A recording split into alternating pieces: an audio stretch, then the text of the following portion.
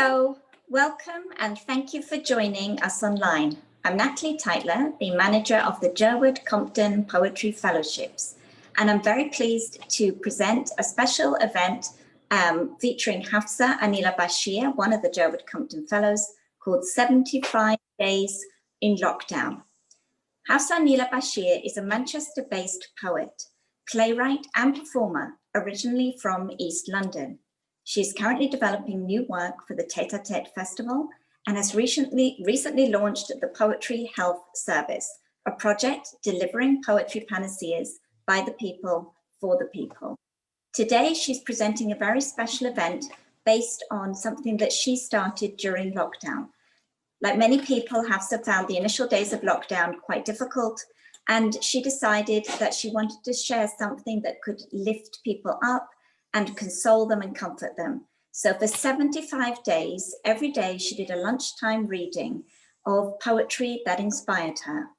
And today we're going to be hearing from some of the poets that she featured, as well as Hafsah herself.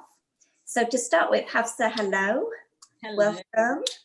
Can you tell us a little bit about why you started this project?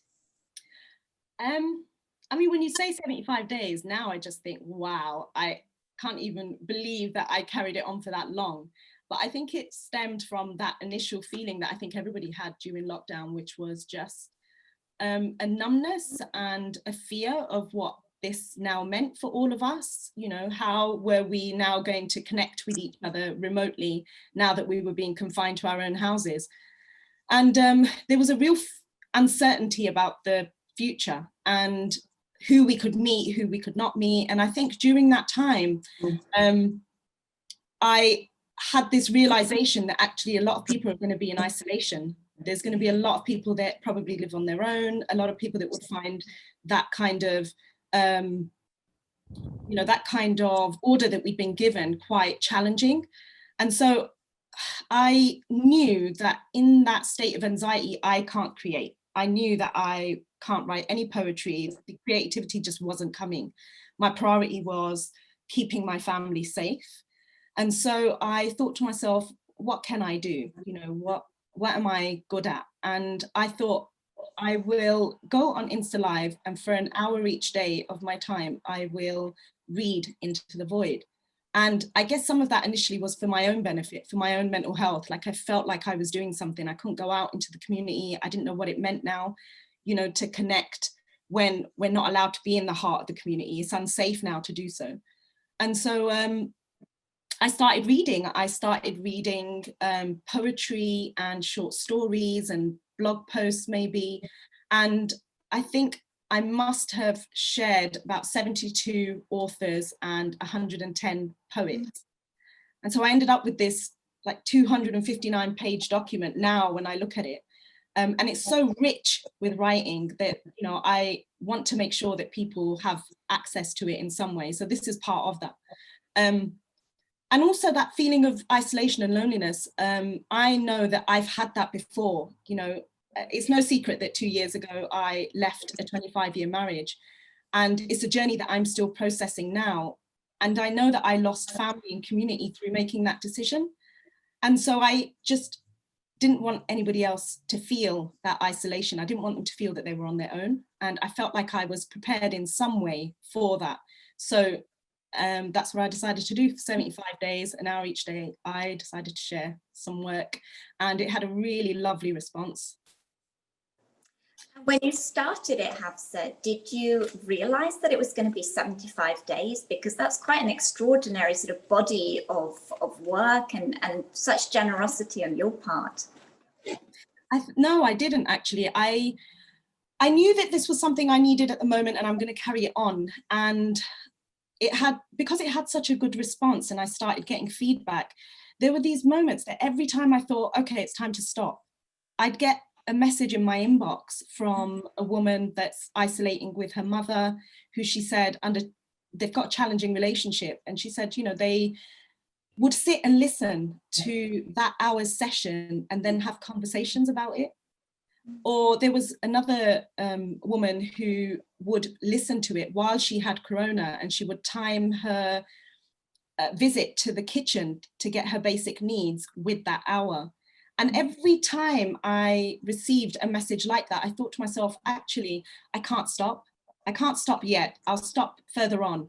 And then I realized how popular it was getting, because people were suddenly responding to the work that I was sharing. I was sent this Granta edition of Pakistan through the post by somebody who wanted me to read some of the stories by Pakistani authors. I was sent this Pop Shop quarterly, magazine, the Earth edition, that that people wanted because it was Earth Day during lockdown. So I didn't know then that I was going to carry on for 75 days. And to be honest, as things got challenging out in the world beyond my window, it did get harder and harder to find words to express how I felt. But I felt through poetry, I could speak about those experiences, even if they weren't my own words. And so that's how it just carried on. I think it's a beautiful testament to what poetry can do in the world, and about that really grassroots linking up with the community, which you do so beautifully. So Hafsah, I will now invite you to read a poem that you selected that was really meaningful to you, and also hopefully then read some of your own work. I will. So the poem that I really loved and really spoke to me through the whole of lockdown, because even though lockdown was 75 days, so many things happened during that duration. We had, we saw the strain on the NHS. There was so many deaths in the brown and black communities, a high disproportionate amount of deaths. And, most of them were, there were people that we knew in those numbers, there's lives behind those numbers. And then the murder of George Floyd, the Black Lives Matter movement, we had Earth Day, we had a pink moon. There were so many incidents, so many things happening. That one of the things that I tried to do was, although all that was happening, I tried to pull the lens back a little bit and see what else was going on. And small acts of kindnesses, I could see a man trying to help an old lady across this road. He stopped all the traffic. It was, a young man on a bike could see this old woman trying to cross the road, and he stopped all of the traffic to help her. And so I could see poetry in motion. So one of the poems that I really love is called Small Kindnesses by Danusha Lamiris, which kind of illustrates those random acts of kindness that were happening all around us. And Danusha Lamiris is the author of The Moons of August, and she's the winner of the Autumn House Press Poetry Prize. And has a book called Bonfire Opera, and she's the 2020 recipient of the Lucille Clifton Legacy Award. She teaches poetry and was Poet Laureate of Santa Cruz County, California. So this poem is called Small Kindnesses. I've been thinking about the way when you walk down a crowded aisle, people pull in their legs to let you by. Or how strangers still say, bless you, when someone sneezes, a leftover from the bubonic plague. Don't die, we are saying. And sometimes when you spill lemons from your grocery bag, someone else will help you pick them up. Mostly, we don't want to harm each other. We want to be handed our cup of coffee hot and to say thank you to the person handling it. To smile at them and for them to smile back. For the waitress to call us honey when she sets down the bowl of clam chowder, and for the driver in the red pickup truck to let us pass. We have so little of each other now, so far from tribe and fire. Only these brief moments of exchange.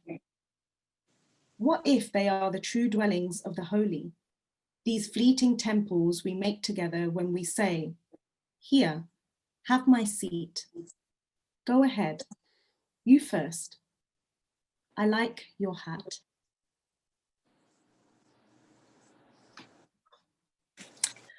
And I love that poem because those simple acts of caring, that minor, everyday things, they are also a form of hope. And it's happening all the time in our communities all around us, like, you know, the man that I saw beyond my window, or I see, you know, things in the park opposite. And that poem brought me a lot of comfort. It was a reminder of those everyday moments of beauty that are around us as well.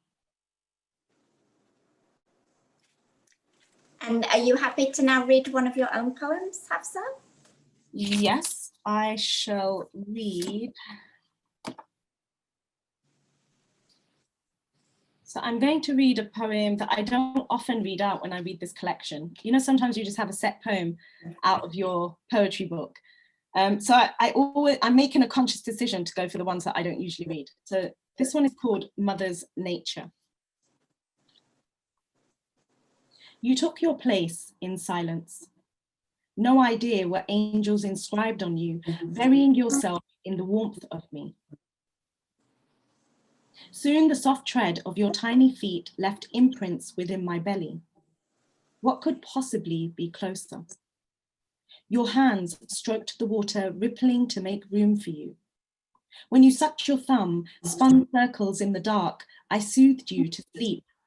No sense of night and day, I became your time and you became everything. We conversed, Morse code tapping along my veins, and your answers rang true in my mind. Haagen-Dazs, cookies and cream, Jacob's crackers and cream cheese, vinegared chippy chips, not French fries, your dad had discovered at 2 a.m, bleary-eyed.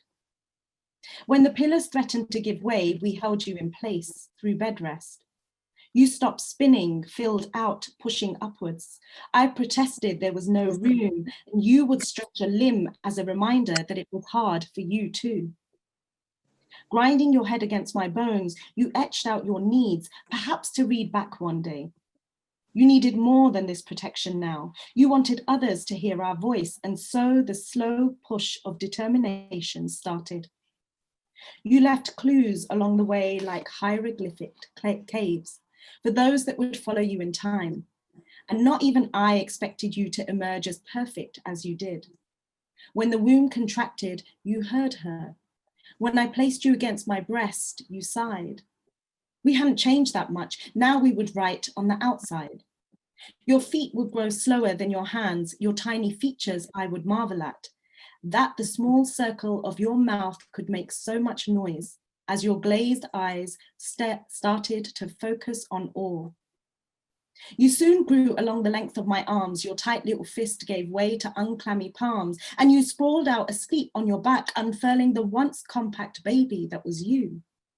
Teeth fell out, and I saved them as precious archives, nappies to pull-ups, to underwear, crawling, to walking, to running, and still our silence spoke when our skin touched. You made me a little box, told me to never open it in case the love you placed inside escaped. 4 wheels switched to 2 and you were flying over hills while sharp intakes of my breath disappeared like smoke behind you. Suddenly you were reading, asking millions of questions. I felt proud when you started to answer them yourself, teaching me what I struggled to catch up with. You decided you didn't want to wear that top with those jeans, wanted to discover the hours on the other side of daylight. You said you knew he was the right one for you. And all the whispers arising from my bones said different. I closed my mouth so they wouldn't shatter your dreams, but they knew you for what could be closer. When you turned up with wet hair and blackened eyes, cradling all your mistakes in the cusp of your hand, I made you walk upstairs, leaving ash from simmering embers upon each stair, until all speckles of my ferocious anger at him were but remnants. I refused to let it poison us. We lay side by side, the lengths of my arms measuring your experiences as I held you. And once again, our breathing slowed to sink. We spoke no words. Voices sang softly from an ancient ribcage. Soft tissues that once held you so close rose and fell. Thoughts ran loop-like through our fingertips as clouds moved slowly across the vast sky. We lay like this until the bones that had kept you upright tapped ever so faintly against each other. Inscriptions you had once carved, explained what you now must do. That was absolutely beautiful, Hafsah. Honestly, I could listen to you. Yes, there's a little clap. I could listen to you reading all day, truly. I am conscious that we have some absolutely amazing poets who you actually read out during part of the 75 days, who are going to read for us. Hafsah, would you like to invite your first poet? I would. So my first poet is Shagufta Iqbal, founder of the Universe Poetry Collective and Kyoto Bristol. She's an award-winning writer, workshop facilitator and TEDx speaker, one of Asiana magazine's favourite British Asian poets. She has been described by Ldn as a poet whose work leaves you validated but aching. Her narratives are important, heart-wrenching and relatable. Her poetry collection, Jam is for Girls, Girls Get Jam, one of Burning Eye Books' best-selling collections, has been recommended by Nikesh Shukla as a social political masterclass. Her poetry film Borders has won several awards and has been screened across international film festivals. She is currently writing her second poetry collection and debut novel. You are also a treasured poet friend, Shagufta, one I have huge respect and admiration for. Your words resonate deeply with me every time I read them. Hello. Hi, hello. I feel like I need to deliver now after that big introduction. You always deliver, Shagufta. You just have to be yourself. It's lovely being here. Thank you so much for joining us and sharing space with us. So there were so many poems out of your collection, Jam is for Girls, Girls Get Jam, that I wanted to choose from. I love Empire, I love Gurbani, I Bought Cacti, and all the poems about your son and daughter that are in this book. But I'm going to share one that took me right back to my childhood, and it's called Rapunzel. So I'm going to read you this poem. Rapunzel. My mother worried she would have to raise her children here.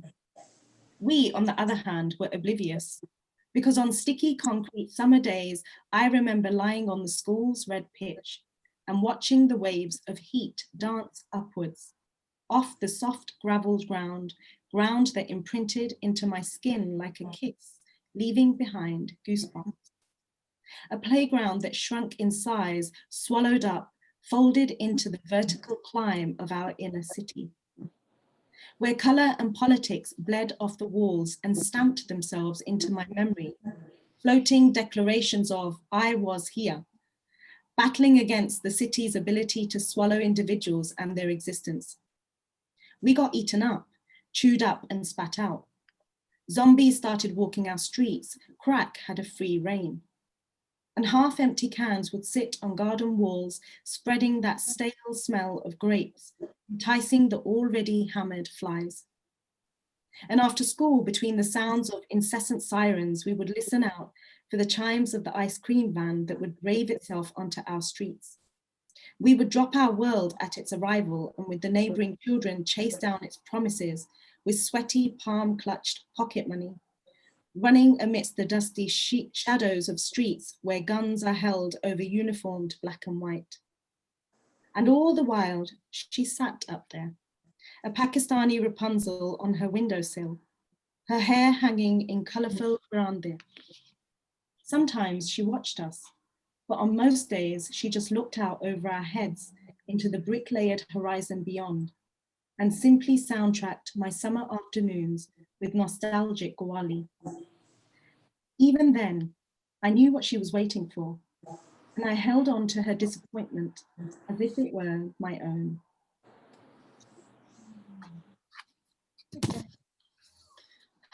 I love that poem, Shagufta. It just took me right back. I was that child running after that ice cream van with sweaty palms holding it. And tell me a little bit about that poem and where the inspiration for that came from.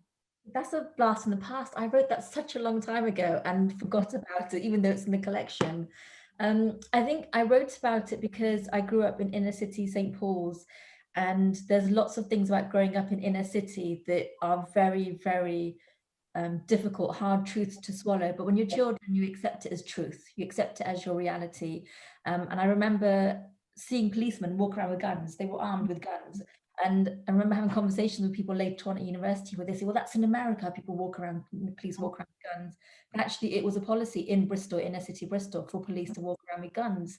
And there's lots of things that you take for granted. And yet, despite that, as children, you still kind of make a sort of childhood for yourself, the ice cream man and the playgrounds, which keep getting swallowed up by new flats and to increasing and encroaching onto your grounds. And how do you stay alive, and how do you stay in those spaces with a voice, with some kind of story?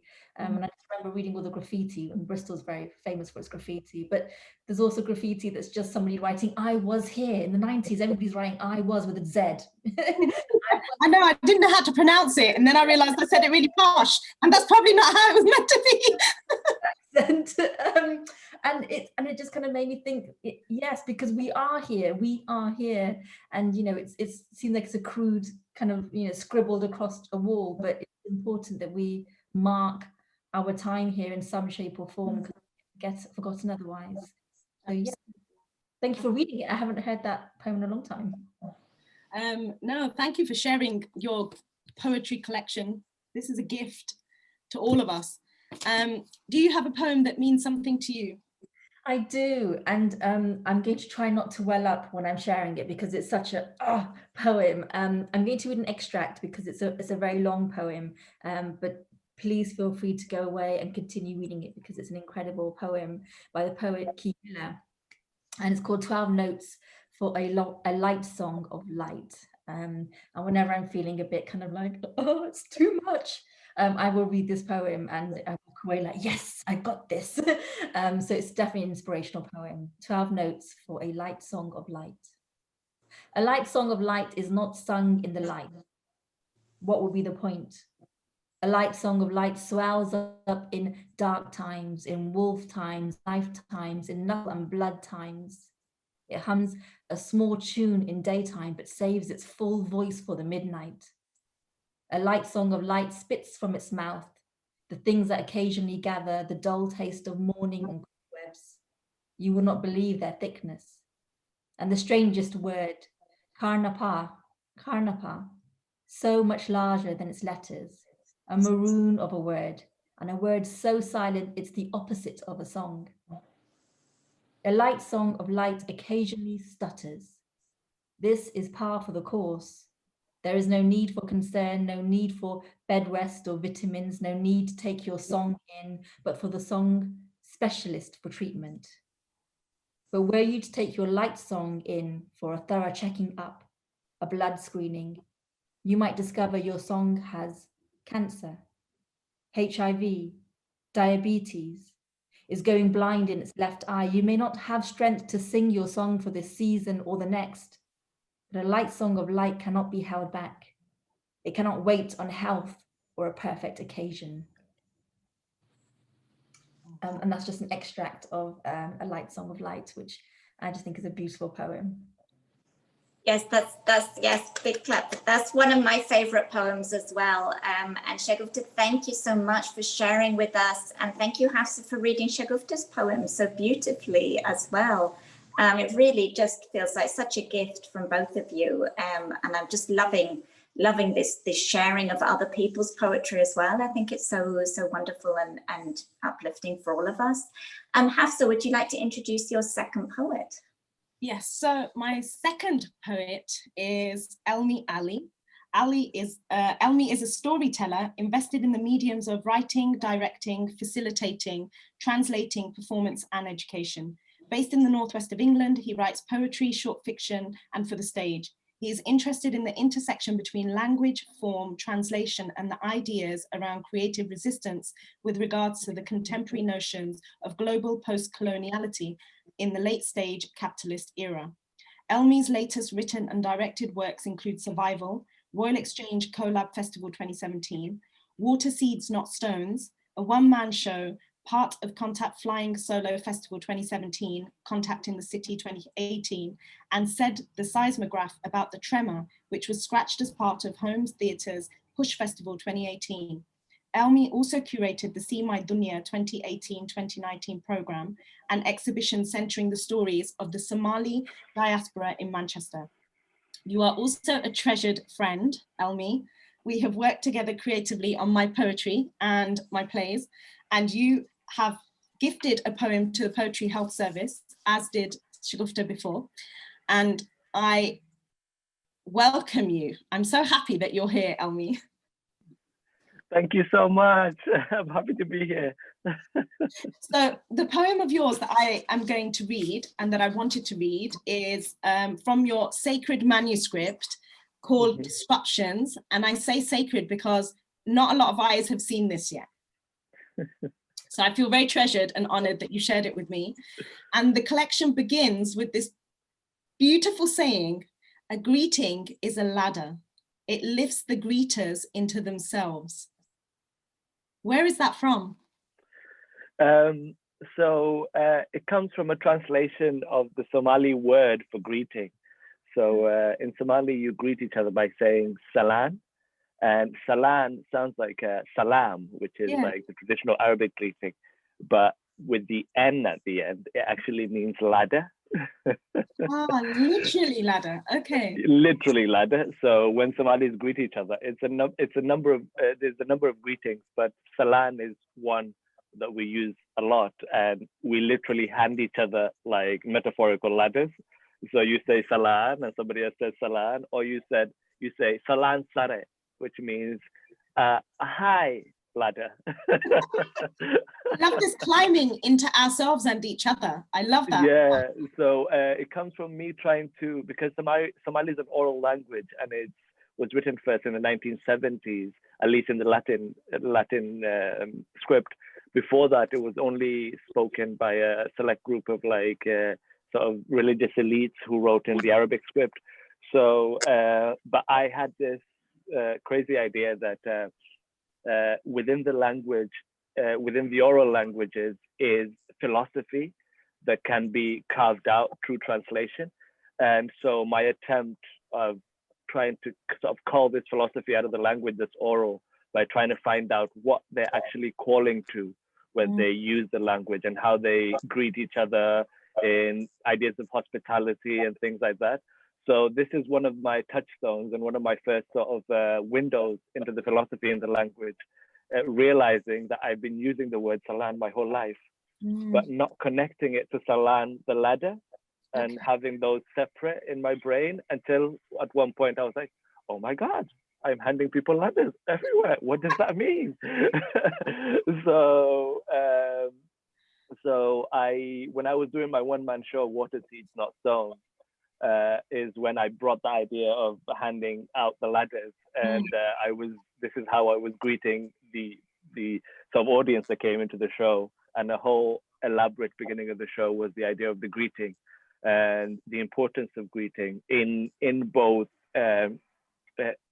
demanding presence within yourself to be present to receive someone, and also calling up the person to be present within themselves to receive your greeting and to give it back.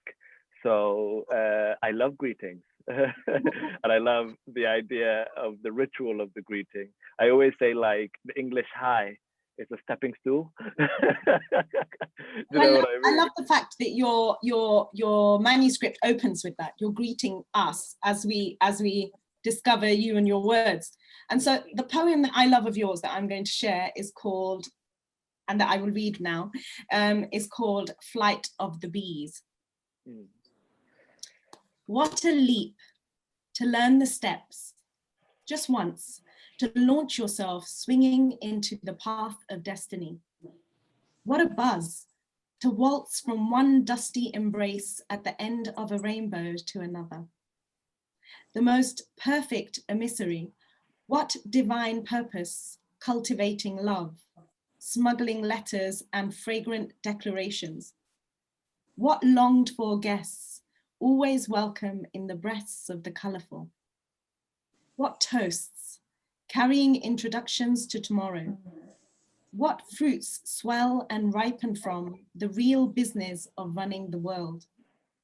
What will flower in this perfect economy, in this space, in this time?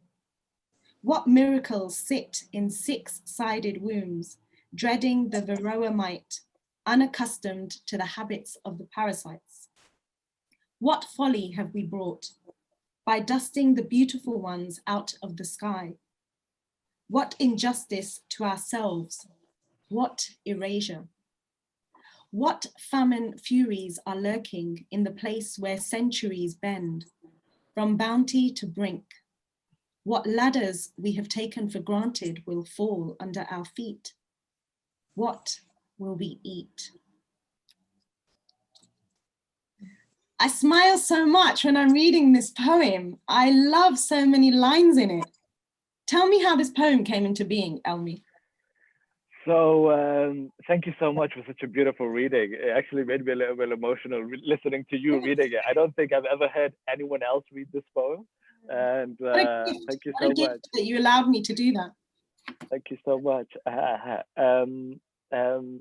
This poem comes from an exhibition that I worked on and a movie, a film about bees that I worked on, that I wrote this part of the script for. It was a documentary. So it was about 5 years ago. And it's called, the exhibition was called After the Bees.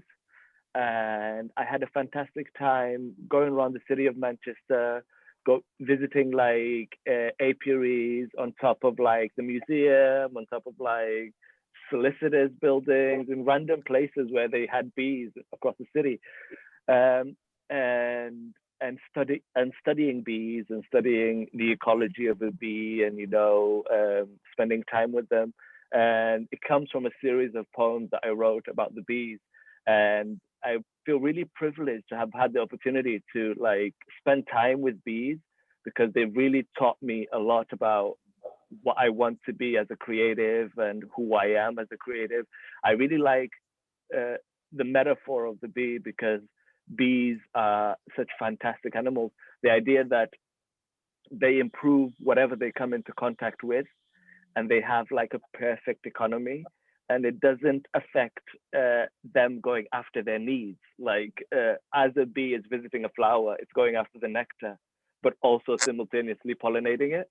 Mm-hmm. So I just find that absolutely beautiful. Like it's completely led, and it makes the honey, and it does also this arc of the life of the bee.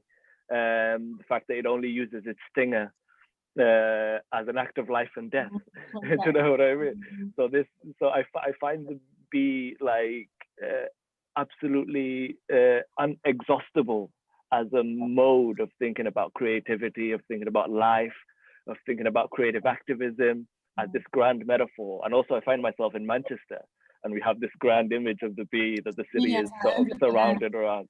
Yeah, so this is where the poem comes from, and sort of heartbreak I felt, knowing, the statistic that Albert Einstein says, which is like, when the bees disappear, we have 4 years, if that, and we'll all follow them. You know what I mean? So there's a lovely quote. So, and the fact that you have colony, it's called colony breakdown disorder or something like that, where all the colonies kind of, all the bees die in a hive and stuff like that, and they're suffering from parasites and all these DDT and like all these fertilizers and like pesticides that kind of affect their neural programming. They're affected by cell phone masks and all these things. So as we progress in our modernity or post-modernity, we make the world a smaller place for the things that actually help in a very quiet way. An apple has to be visited by a bee around 14 times to make a fruit. Do you know what I mean? So these things were kind of running through my mind as I was thinking about that poem. And so this is what I sort of spat back out in an attempt to digest everything that I was hearing about the bees. But I've taken on board that metaphor through my life. So I always go back to the bee, and even spiritually, like there's a chapter in the Quran entitled "The Bee," and within that you have all these metaphors that come through within the bee. So the B is really important for me, and I'm glad you picked that because I could never have known that was the one you were going to pick. But thank you so much. No, thank you. And what I absolutely love about it is the reminder of it, Elmi, that sometimes, you know, the wisdom that we're searching for is beyond our mankind, is beyond ourselves, and actually it's in the natural world, and we need to go back to that. And I think lockdown taught a lot of people that, you know, that we need to take care of these other worlds, you know, this other environment that is also, we are so deeply connected to, but we've ignored. So thank you so much. Thank you so much for that. Okay, so Elmi, do you have a poem to share with us today? One that's meaningful to you? Yeah, so I have a poet to share, and I've got a few poems by this poet, but I'm going to pick one, even though I was struggling, but I think I'll pick this one. So the poet is Mahmoud Darwish, and he is kind of the national poet of Palestine. Very sort of interesting character. He has a lot of work, kind of gave vocabulary to the struggle and strife between sort of the Israeli state and Palestine, and this relationship around what is going on in the Middle East. So, but also gave a lot of vocabulary to a lot of amazing things that are not political at all, that are deeply human and like outside of the ideas of politics.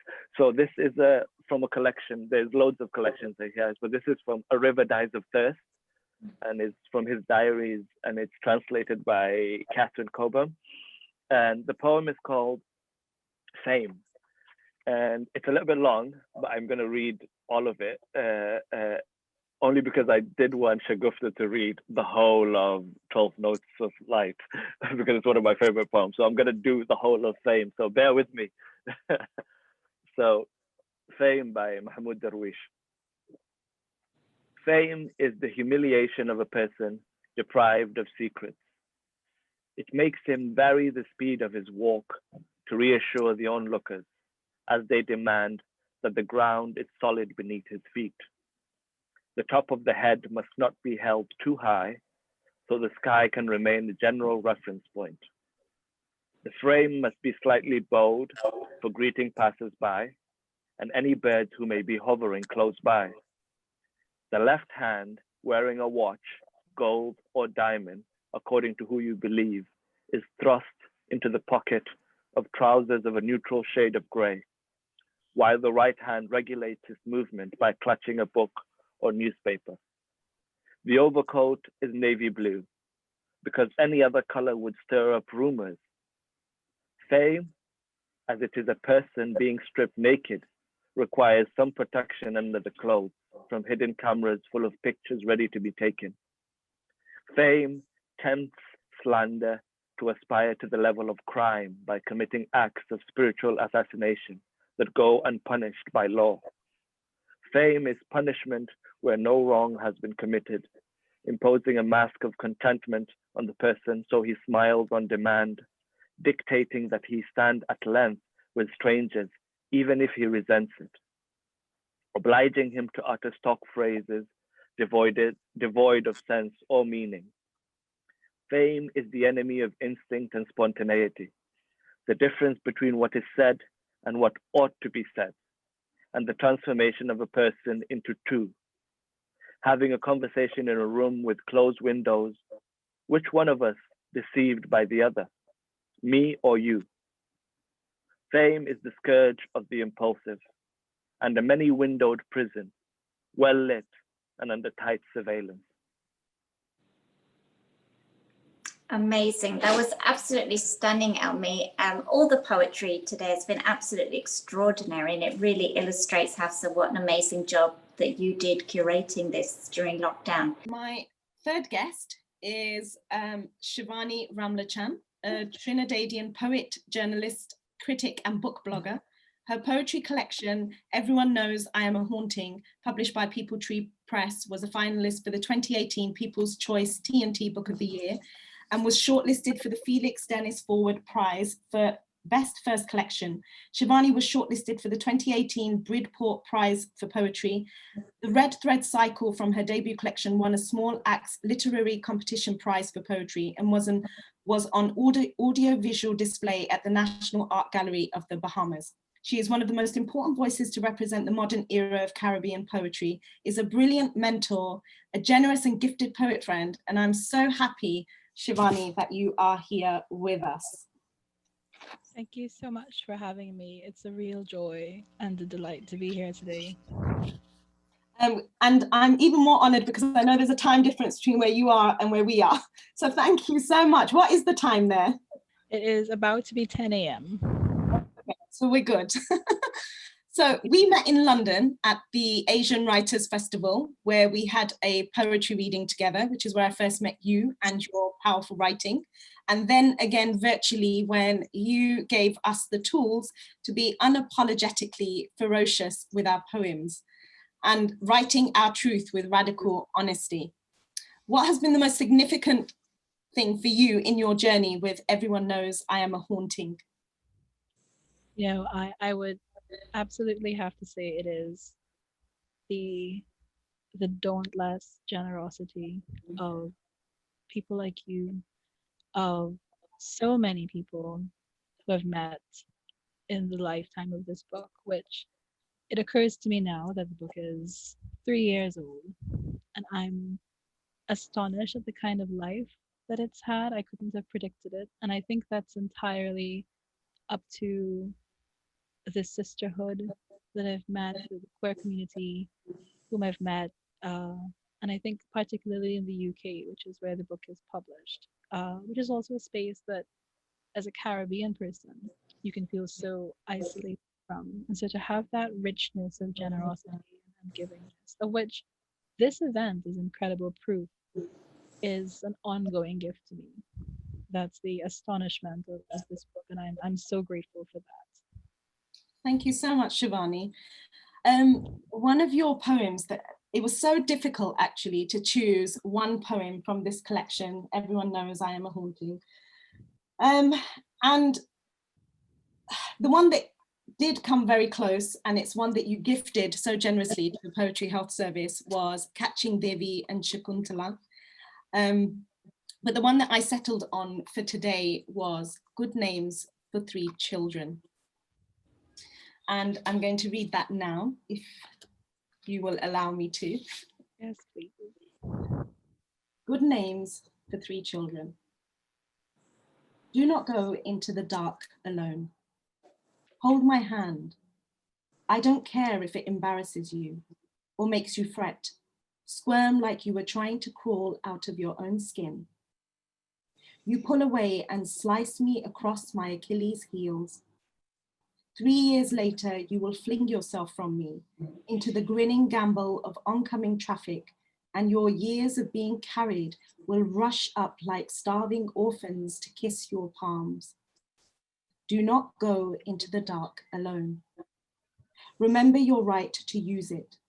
Your voice, your arms, your high street San Fernando desire for the girl with an orange blossom tucked behind her ear.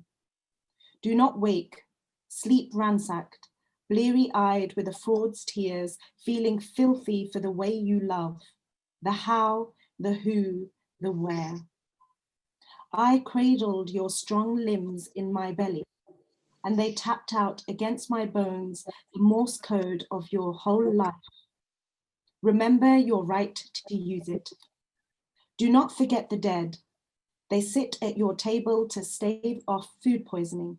They have caught your infant from the clutches of a fumbling man. You are poised in every instant over the fertile graves of millions. Nothing will erase your mother's smile, the gate swinging open as you step off the school bus, the tug in your chest, a sea swell as you swim always towards your first love. Do not forget the dead. Corinne, Mara, Ife.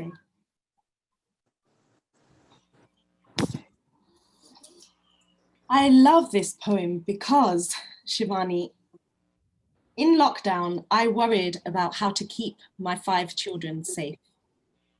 And this poem speaks to all the challenges that we face when raising, nourishing, and protecting kids, yet at the same time, it urges us or reminds us to be compassionate while we're doing it. And I've had so many slices across my Achilles heels raising my children that literally your words resonated with me. So can you tell me what inspired you to write this poem? Thank you so much for sharing that piece. It's a gift for many reasons. I think not least of which is because it is the oldest poem in the collection. And when I was putting Haunting together, there was a real possibility it would be left out, I think, because it felt very distant from the things that I was doing at the end of that 5 years it took to put the book together. But I swiftly realized to do that would be an incredible dishonor to the me I had been at the beginning of that journey, and also to the raw and very honest heart of what the poem was trying to achieve, which is everything you just said. And so to hear that now, after what feels like so much time has passed, is extraordinary. It's humbling. It reminds me that the intentions I must have had for that piece, over 10 years ago now, were to be so honest about how terrifying and how incandescent a mother's love is. I don't have children, and a question I get asked quite a lot is why mothering shows up so persistently in the work. And I think it's because, well, I have a very close relationship with my own mother, and also I cannot help but want to write into that overwhelming and desperate love, to try to understand it, to try to honor it, and to try to give it the space that it deserves.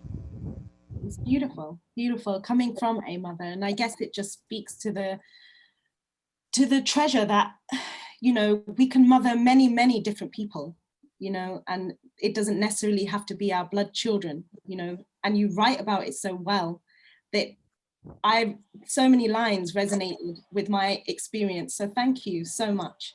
Oh, thank you. Thank you. And do you have a poem to share with us that's meaningful to you? Yes, I'd like to share the titular poem of Tishani Doshi's collection, Girls Are Coming Out of the Woods. And what I'll say about this poem is that it is not comforting, I think, in the way that many people might hope or expect it to be, but it gives me a kind of dauntless hope in a dangerous and a desperate time, the persistence of womanhood, of the divine female, and all of the strength and complexity and danger that's inherent in that. And I think that's why I keep going back to it in this time, to remind myself of my own strength, even when I feel most desperate. Girls are coming out of the woods for Monica. Girls are coming out of the woods, wrapped in cloaks and hoods, carrying iron bars and candles and a multitude of scars, collected on acres of premature grass and city buses, in temples and bars. Girls are coming out of the woods with panties tied around their lips, making such a noise it's impossible to hear. Is the world speaking to? Is it really asking, what does it mean to give someone for resting? Girls are coming out of the woods, lifting their broken legs high, leaking secrets from unfastened thighs, all the lies whispered by strangers and swimming coaches and uncles, especially uncles who said spreading would be light and easy, who put bullets in their chests and fed their pretty faces to fire, who sucked the mud clean off their ribs and decorated their coffins with briar. Girls are coming out of the woods, clearing the ground to scatter their stories. Even those girls found naked in ditches and wells. Those forgotten in neglected attics and buried in riverbed sediments from the 10th century. They've crawled their way out from behind curtains of childhood, the silver pink weight of their bodies pushing against water. against the sad, feathered tarnish of remembrance. Girls are coming out of the woods the way birds arrive at morning windows, pecking and humming until all you can hear is the smash of their minuscule hearts against glass, the bright desperation of sound, bashing, disappearing. Girls are coming out of the woods. They're coming. They're coming. Beautiful, beautiful reading, Shivanee, of a poem that I absolutely love. And I was so moved as well, of course, by your poem. And Hafsah, you read that beautifully as well. Hafsah, I believe you have one more poet to introduce. I do. So my final guest for today is the extremely talented Keisha Thompson. She is a Manchester-based writer, performance artist and producer. She's Young People's Producer at Contact, chair of radical arts funding body, Futures Venture Foundation, is a fellow of the Mobo X and London Theatre Consortium Fellowship, and is a member of the Greater Manchester Cultural and Heritage Group. She is currently working with commissioners Eclipse Theatre, York Theatre Royal and Pilot Theatre to stage a new play, The Bell Curves. She has released a new mini album, Ephemera, and earlier this year finished touring her award-winning solo show, Man on the Moon, which is brilliant. Her debut book, Luna, features her poetry and the show script. She has supported artists such as K Tempest, Holly McNeish, The Last Poets, Saul Williams, Amiri Baraka, and has performed in Brave New Voices festivals 2008 and 2009. Her work has been presented at Tate Modern, Blue Dot Festival and the British Council Showcase in Edinburgh, to name a few.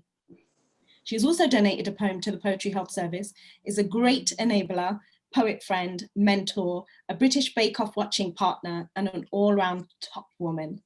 And I'm so happy that Keisha's here with us.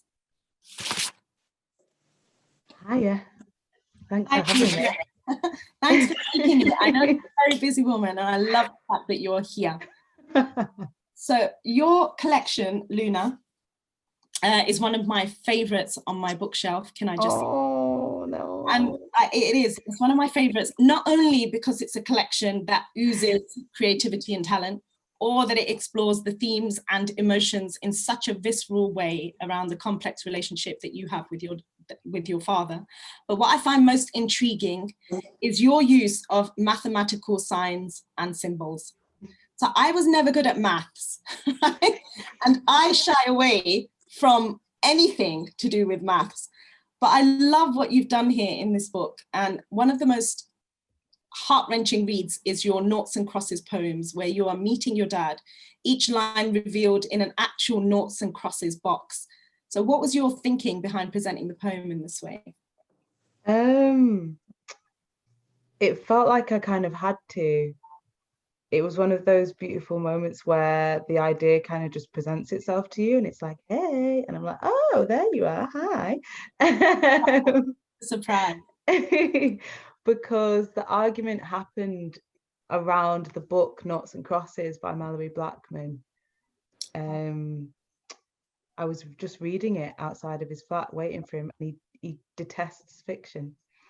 So he was just offended that I was sat outside of his house reading a book that he hadn't given to me and that it was fiction. It was like, whoa. So when I was thinking about that story, and then I was thinking about the game Noughts and Crosses, I was like, it's a game you play, it's just two people, it's a battle, it's visually pleasing, it's very simple, it's quite accessible. So I was just like, I have to do it. It has to just be a series of Noughts and Crosses. That is the poem. And that felt like a really exciting challenge for me. So then I really had to just like, I played loads of Noughts and Crosses games and analysed each and every single one and was like, what does this mean? What does that move mean? And sometimes you stalemate, what does that mean? And this person wins, but it didn't feel like a win and that kind of stuff. So it was just really exciting to just kind of delve into the logic and then kind of consolidate that with the story. So it's really like, I'm quite emotional this weekend. I've been it was my birthday, and also I think it's just that time. I'm thinking about like my hormonal curve it's at that point. So I'm just feeling very weepy. So yeah, when you're saying that you really enjoy the poem, like, that's always just such a beautiful relief, because you know what it means to you and it makes sense to you, but when someone else gets it, you're just like, oh wow, cool. I'm glad that that's been communicated. So well, I feel you. Like, I'm reading and hearing everybody's poetry reading and thinking, don't cry, while on this Zoom. So one of the poems, I mean, it was, for me, again, it was difficult to choose a poem just one poem out of this collection that I shared during lockdown. So the one that I've chosen for today is Ad Hominem. Oh, okay, cool. I will read. He said, Keisha, you need to learn Arabic, but he doesn't know how to speak it himself. He'll think that I want to be a Muslim if I do. I failed at speed reading. Will this be different? It would mean me following his instructions. What next? Will he tell me to cover my hair? He should finish teaching his wife to speak English. I will learn what things are said to my ignorant face. Therefore, I do not need to learn Arabic. Need portends to necessity, some urgent act that will improve my situation. If I do not learn Arabic, I will not starve. I will not go cold. I will not die, and he will still be my father. Therefore, I do not need to learn Arabic. I love the internal dialogue with yourself that is happening in that poem, that thinking and overthinking that happens when something's troubling you, and the way that you've crossed it out, those lines, in the form of this poem. And it's just bookended by the facts of the matter. And so I love the fact that there's an insight to your thoughts that is not made visible, that we probably all have. Yeah, that was such a big conversation when I was putting this collection together, because I know the nuances of my dad. He was a Christian man, he converted to Islam. I went to church and mosque when I was little, and I love religions in general. Like, when I was little, RE was one of my favorite topics, because I was like, oh my God, all these stories from all over the world. I just loved it.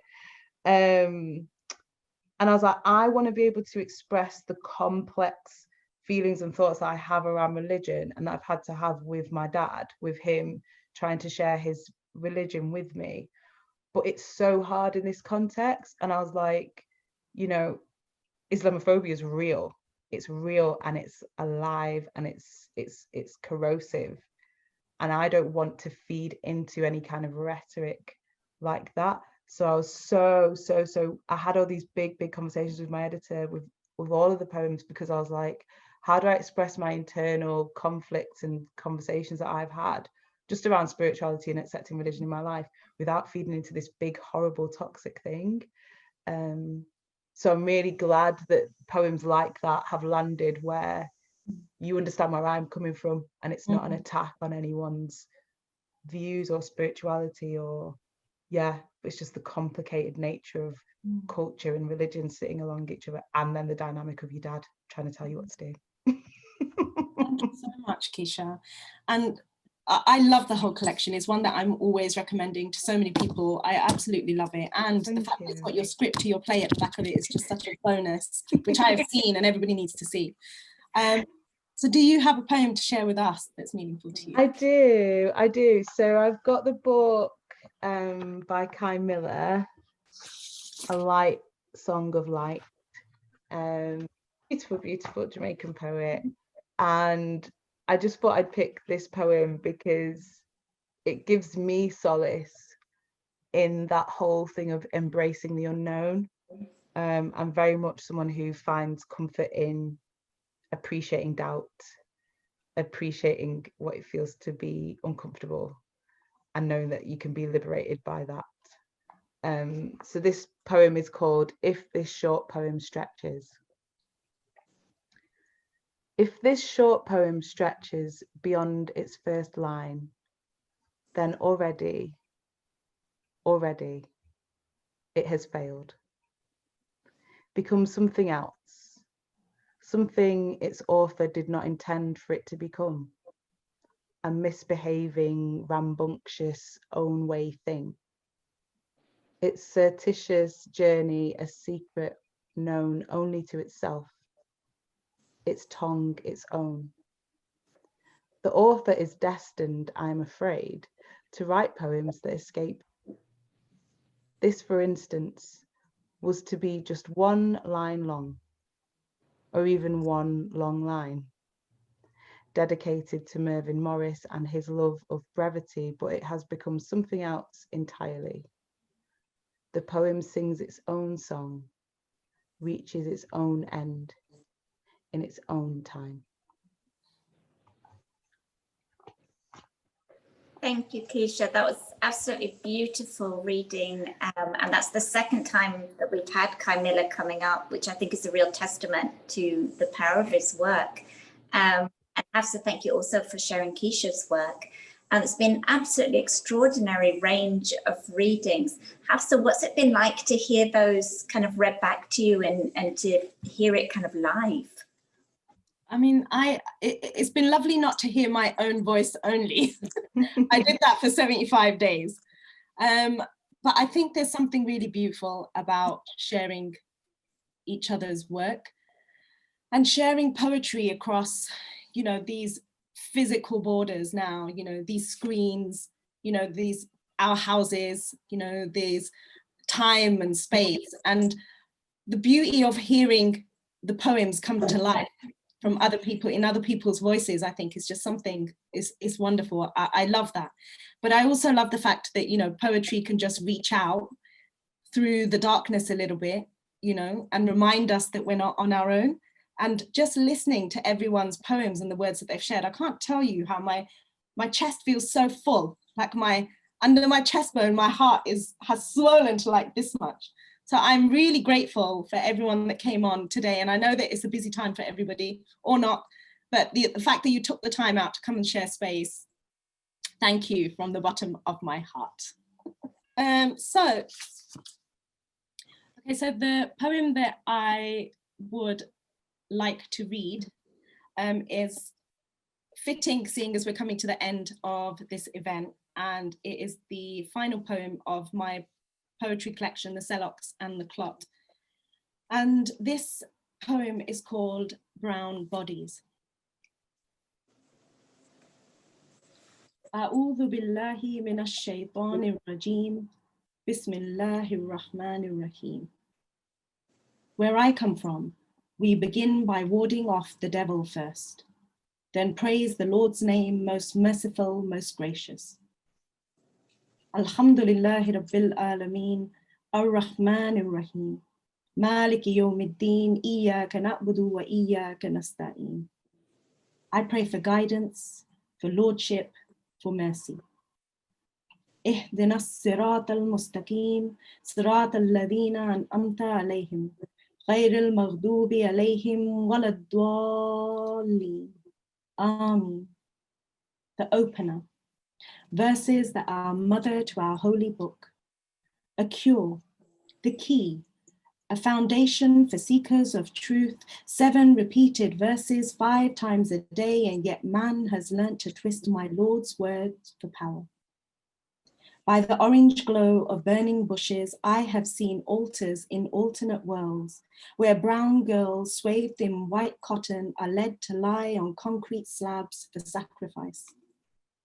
In this absence of divine decrees and cracked moon miracles, an abundance of misguided men, sacrificing women in the name of false gods. Candles lit by men around these women to ensure people see the darkness they bring. Women who uttered those wretched words of sin, that blasphemous declaration, my life is my own. Where I come from, brown girls are offered up Iqdam in one breath, Iqdam in a moment of time, Iqdam to idols of fear, expectation, duty, and selflessness, always becoming less of self to attain purity. Always through the guise of love are we held to obey. Told to suffer this pain in order to make it to heaven's door, they say that's the only way to please the Lord. Be patient. It's better to let the skins keep score. Bawl, scar, cut, cry, bleed, but not so other people can see. Hide your sorrow, mask your despair. Don't complain within earshot of anyone, others will hear. Don't look like you're falling apart. If you don't find the God in you, it'll be the devil in your heart. But I am falling apart, like I can't breathe.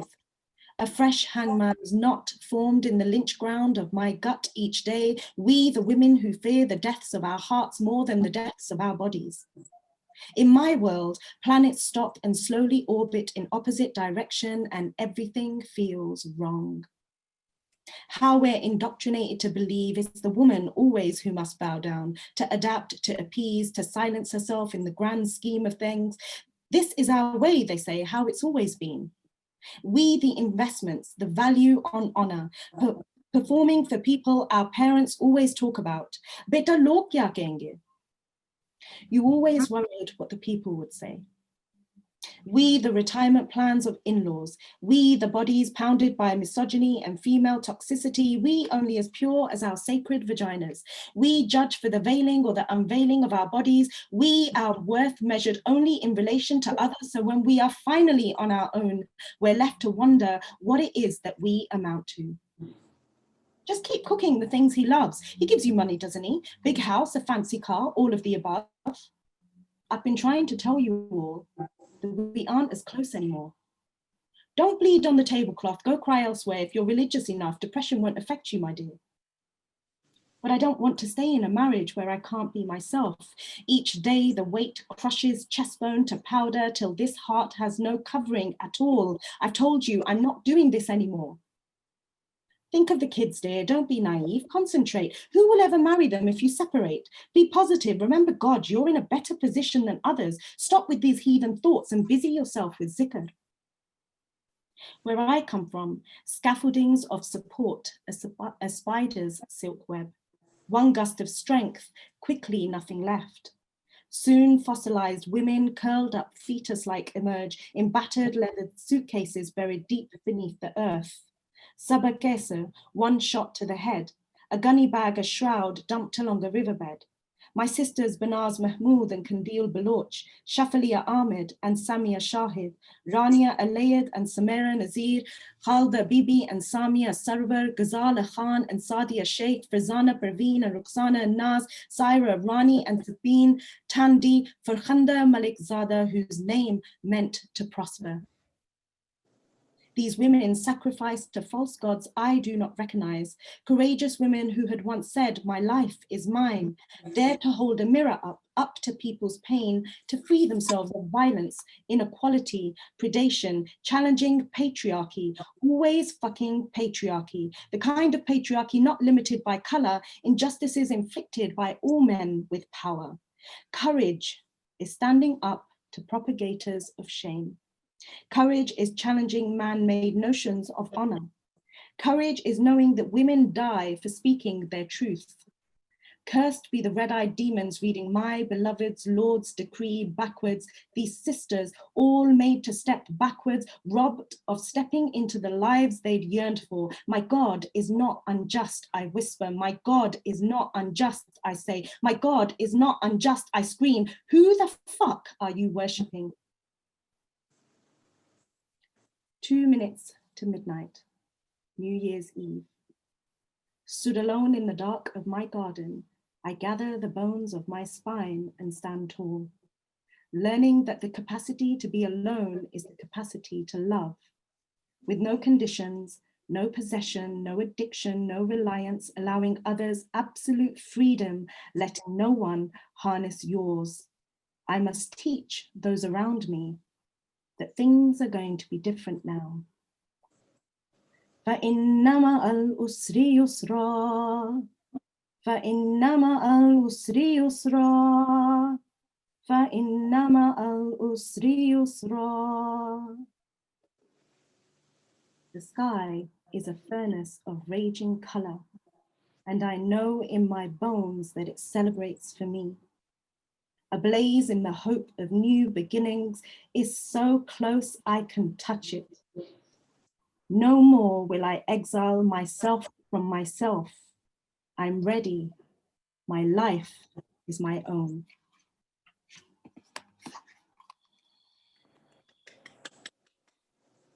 Thank you, Hafsah. That was absolutely stunning, really, really stunning. And what a wonderful and beautiful place to end this event. I feel like it's just been such a powerful sharing of truth and poetry. Thank you to all of you. It's just been gorgeous, really, really, really gorgeous.